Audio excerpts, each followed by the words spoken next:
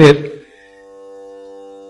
যদি আগেকার রীতি এখনো বজায় থাকতো, তাহলে আগেকার হিসেব মতো আমরা কিছু রীতি অনুসরণ করতাম, যাকে রিচুয়ালস বলে।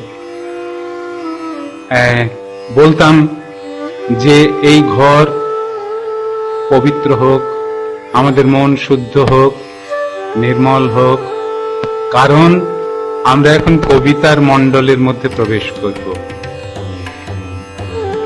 আগেকার দিন হলে বলতাম যে এই ঘরের চতুর্সীমায় যেন দেবতারা প্রহরী থাকেন, যারা খল, যাদের মনে মাৎসর্য, যাদের মনে হিংসা, তারা যেন প্রবেশ করতে না পারে। আজকাল এরকম থিয়েটারের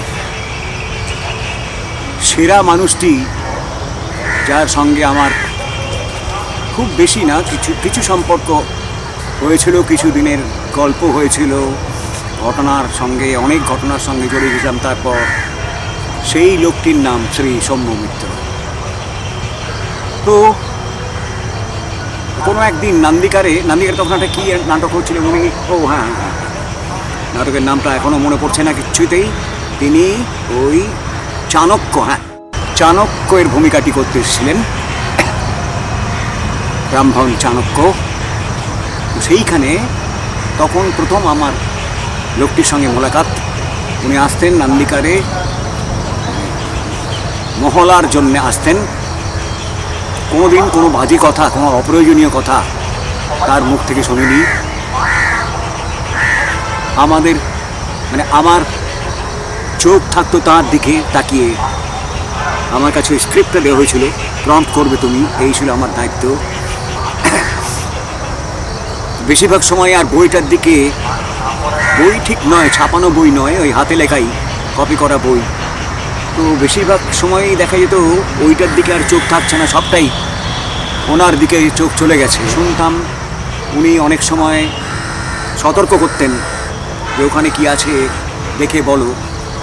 সামান্যতম যে ভুল যখন কোনো উনি ঘটিয়ে ফেলতেন, সেটা খুব কম সময়ের জন্য যে ঘটনাটা ঘটে গেল সেইটাকে পরের দিনই এসে দেখতাম বলতেন যে এই ওখানে এইটা ছিল, ঠিক কি আছে বলো তো একবার দেখে। তখন আমার চোখটা পড়তো ওই হাতে লেখা স্ক্রিপ্টটার ওপরে গিয়ে, তখন সংশোধন করে বলতাম যে এটা কিন্তু এখানে এই ছিল, জানেন। তারপরে উনি ঠিক করতেন নিজেকে, একদম ভীষণ সতর্ক ছিলেন। মানুষ হিসেবে তো বটেই, অভিনেতা হিসেবে বটেই আরও। তো ভীষণ সতর্ক হয়ে নিজের ভুলটাকে সংশোধন করে আবার এগোতেন। তো এই করতে করতে আমি প্রায় দেখেছি একটা পূর্ণাঙ্গ মানুষ আমার সামনে। দেবতা নয়, সে বিশ্বাস করি না একদম। আমার সামনে যেন একটা লিভিং, একটা জীবন্ত বাস্তব কথা বলছেন মানুষের মতো। একটা মানুষকে যেভাবে ভালো করে কথা বললে বুঝিয়ে কথা বলা যায়, সেইভাবেই কথা বলতেন। তো এখান থেকে শেখা ছিল আমার এইটাই যে আসলে একটা ভালো মানুষ হও। এই ভালো মানুষটাকে আমি পেয়েছিলাম সেখানে। তখন যে যার সঙ্গে কাজ করছিলাম, তিনি আমার নেতা ছিলেন আগে, রুদ্রপ্রসাদ সেনগুপ্ত, তিনিও তখনও সেই জায়গায় পৌঁছাননি বলে মনে হয়েছিল আমার। তো এই লোকটিকে দেখতে দেখতে মনে হয়েছিল যে তাহলে বদল ঘটাও, যা উল্টোপাল্টা জিনিস চাইছো, এই চাই ওই চাই হ্যান ত্যান, এসব অর্জন করো। যেটা হওয়া দরকার তোমার এই শিল্প করতে গিয়ে, একটি ঠিক মানুষ হওয়া, শেষতক এইখানে পৌঁছাও, যেটাতে এই লোকটি যতদিন এই কাজ করেছেন ততদিন এই দিকেই নজর রেখেছেন যে একটি নিখুঁত মানুষ করে হওয়া যাবে। আমি দেখতাম কি অবাকভাবে, খুব সহজভাবে কথা বলতেন, খুব সহজ কথায় বোঝাবার চেষ্টা করতেন যে নিজেকে পাল্টাবার রাস্তাগুলো কি আছে। সবটাই যে বুঝতে পারতাম এরকম নয়, যারা কাজ করছে তারা সবাই যে খুব বুঝদার ছিল তা নয়। সবাই যদি বুঝদার থাকতো তাহলে তখনও যে লোকগুলো ছিল আমাদের সঙ্গে, আজকের থিয়েটার এরকম ছন্ন ছাড়া পুরো ভাঙচুর হয়ে গেছে, সেই মানুষগুলোর কোনোটাই ওই মানুষটার সঙ্গে কেউ ছিল সেই মানুষটা যে এখানে কিছু লোককে প্রভাবিত করে গেছে, আজ তার কিচ্ছুই দেখতে পাই না, কিচ্ছু দেখতে পাই না। তো কি বলা যাবে, ভীষণ দুঃখের বিষয় যে ওই বিরাট মানুষটি যে এত ভালো কথা বলে, দেখো তোমার থিয়েটারে ভোটটা লক্ষ্য হওয়া উচিত ঠিক মানুষটা হয়ে ওঠা। বারে বারে কথা বলতেন, ঠিক মানুষটা হয়ে ওঠাটাই হচ্ছে মানুষের সেরা কাজ হওয়া উচিত। কিন্তু সেটা না পেরেছিলাম আমি বুঝতে সম্পূর্ণভাবে।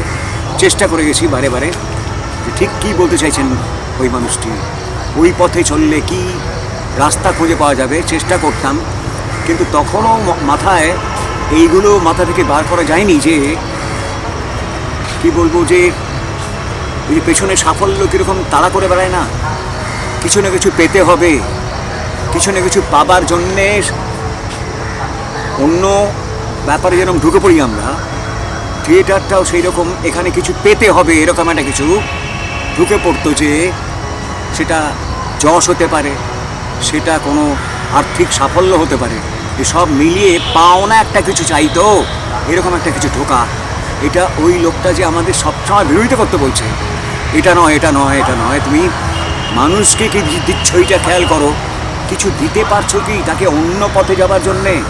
এক চরম স্বার্থপর মানুষ প্রজাতি হিসাবে গড়ে উঠেছে, সেইখান থেকে তাকে সরাবার কোনো চেষ্টা করছো কি? এসব তখন মাথায় আসেনি প্রশ্নগুলো, বরং এক উদ্ধত ভঙ্গি, কার সঙ্গে কথা বলছি, কে কাকে মনে করছে আমার ঠিক গুরু, এইখানেই সময়টা কাটতো। আর আশপাশে যে লোকগুলো দেখতাম ওকে অনুসরণ করে, হ্যাঁ তাই বিয়েকে বিস্তার ঘটানো, সেই কাজে ব্যস্ত। আর অনেকের নাম করে দেওয়া যায়, আমি তো শুধু রুদ্রদার নামই করলাম। সবাইকারই লক্ষ্য ছিল এই যে কি করে মানুষের কাছে পৌঁছানো এবং তাকে সঠিক পথে নিয়ে যাওয়া, এই শিল্পটাকেই আঁকড়ে ধরে যখন উনি পারছেন, উনি ভাবতে পারছেন অন্তত, সেইখানে এরকম কোনো ভাবনার দিকে এগিয়ে যাও, গিয়ে নিজের কতটা উন্নতি হলো, নিজেকে কি বলবো, যে বিস্তার করতে পারলে এইসব ভাবনাটা আপনার নয়, কি দিলে তুমি তাকে আরও সুন্দর পথে এগিয়ে নেবার জন্যে, কি দিতে পারলে তুমি, এইটা নিয়ে ভাবো। এইসব তখনও অবধি মাথায় আসেনি। এখন আমার যা বয়স তাতে মাঝে মাঝে নাড়া খাই যে ওই লোকটি তো এরকম ছিলেন না, এটা চাই ওটা চাই, এইভাবে এগো ইত্যাদি, এসব তো ভাবনাটা আমরা কিছু ছিল না। খুব সাধারণ বাংলাতেই কথা বলতেন, উচ্চ গ্রামে কথা বলতেন না কখনো। তো অন্য অনেক বয়স্ক লোককে সরিয়ে দিয়ে আমাদের মতো খুব কম বয়স্ক লোকদের সঙ্গে বেশি মেঘামেশা করতেন। তখন যে কথাবার্তা বলতেন তাতে কিন্তু এই একটা এখন মনে পড়ে যে সাধারণ হও, মানুষের কথা ভাবো, সে কি করে আনন্দ পাবে, কোন পথে তাকে আনন্দ দেওয়া যাবে, এইটা ভাবো। তোমার বড় বড় গুরু বিশাল বিশাল নিয়ে ভাবনার দরকার নেই, যেটুকু তুমি পারবে সেইটুকু দিয়ে তাকে আনন্দ দেবার চেষ্টা করো, তাহলেই কিন্তু অনেক করা হয়ে যাবে। এখনো অবধি আমি অন্তত মনে করি পুরোটা ওই নির্দেশ যেটা পাচ্ছিলাম তখন এখন অবধি বুঝে উঠতে পারিনি, এখনও তাই হাতড়াতে হয় কি করে। এখনও এই কথাটা বারে বারে মাথায় ঘুরে একটা নাটক করার সময় কি করে এইটা মানুষের রুচির মধ্যে লাগিয়ে দেওয়া যায় এবং কি বলা যাবে যে এমন জায়গায় তাকে ঠেলে দেওয়া যায় যে সে এছাড়া আর কিছু ভাববে না। কিন্তু তা তো হচ্ছে না। এখনও এরম ঘটনা আমরা বিস্মিত হচ্ছি, এমন এমন কাজ হচ্ছে মঞ্চে যেখানে এক বিরাট চমক তৈরি করে একটা কিছু পাওয়ার চেষ্টা প্রায় আমাদের সকলকার মনেই ঘুরে বেড়াচ্ছে। এমন একটা কিছু করতে হবে যাতে যা কেউ আর কোনোদিন করেনি, এরকম কিছু করে একটা ভীষণ চমক লাগাও, যে দারুণ সাফল্য ঘটুক। না, সাফল্য বলতে যা বোঝায়, শিল্পকে শুধু তাই খোঁজে, তাই করবে, আমার একদম মনে হয় না। এখন ওই লোকটির কথা মনে রেখে, উনি তো সারা জীবন এইটাই করে গেছিলেন, কিন্তু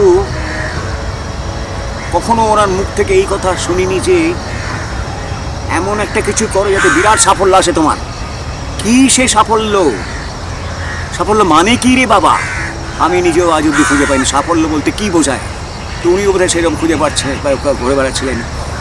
ওসব সাফল্য টাফল্য এসব শব্দের কোনো অর্থবোধ ওর কাছে ছিলই না।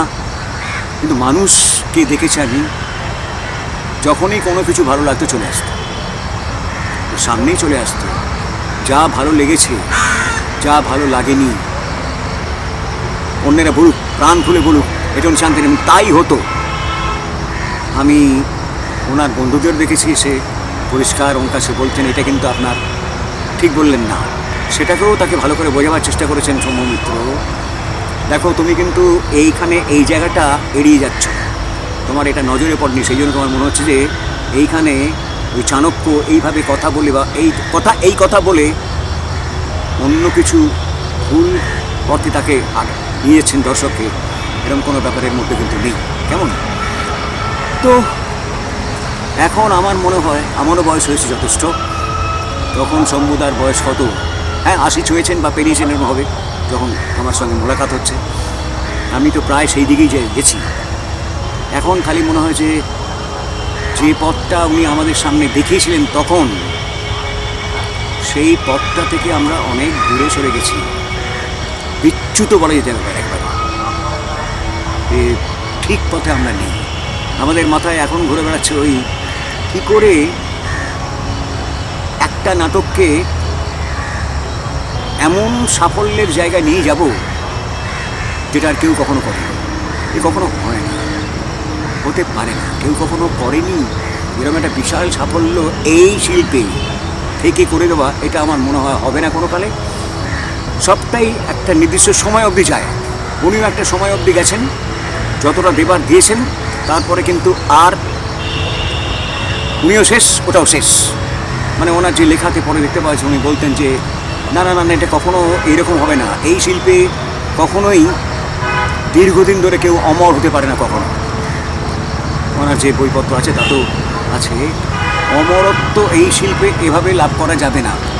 তোমার যতটুকু ক্ষমতা আছে, জীবিত থাকতে থাকতে যতটুকু তোমার দেবার ক্ষমতা আছে বলে তোমার মনে হচ্ছে, ততটুকু শুধু তুমি দিতে পারবে, এবং তাও এর বেশি আর পরে কি হবে তবে এসব ভাববার তোমার দরকার নেই, ভাবার কোনো মানেই হয় না। কেমন? কারণ তুমি তো শেষ হবেই একদিন, তারপর তোমার ভাবনাও তো শেষ হবে।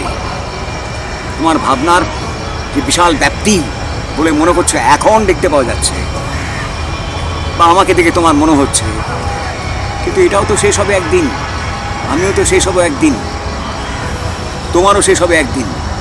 কাজেই ওসব ভেবে লাভ নেই। যা তোমার এখন করার আছে, যেটা তুমি পাচ্ছ ভাবতে, যেটা তুমি করবে বলে ভাবছো, সেইটুকু অবধি তুমি এগো, ব্যাস। পরে কি করবে, বহুদিন পরে কি হবে, তোমার মৃত্যুর পরে কি করবে, এসব তোমার জানা নেই, আমারও কিছু জানা নেই। তুমি যতটুকু পারো ততটুকু শুধু দিয়ে যাও, ব্যাস।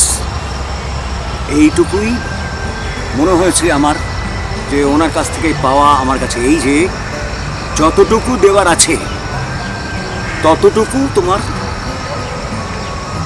কাজই হচ্ছে দিয়ে যাওয়া, ব্যাস। আর তোমার ভাববার কিচ্ছু নেই।